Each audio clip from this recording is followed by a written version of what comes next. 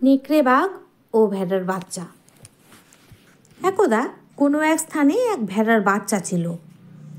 সে একদিন একটি পাহাড়ি নদীতে জল খাচ্ছিল। দূর থেকে তাকে একটা নেকড়ে বাঘ দেখতে পেল।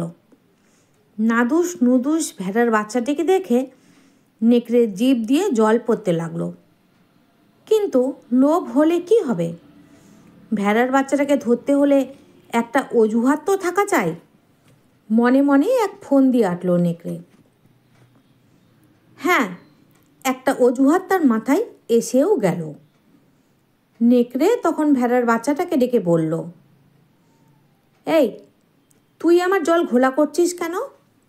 ভেড়ার বাচ্চাটি বলল, বারে, আমি তো শুধু নদীতে মুখ লাগিয়ে জল খাচ্ছি। তাছাড়া আপনি রয়েছেন নদীর উপরে আর আমি রয়েছি মাটিতে। এতে আপনার খাবার জল ঘোলা হবে কি করে? নেকড়ে বলল, ও তাই বুঝি? তা তুই গত বছর আমাকে বারবার গালাগালি করেছিলি কেন? তাই বল।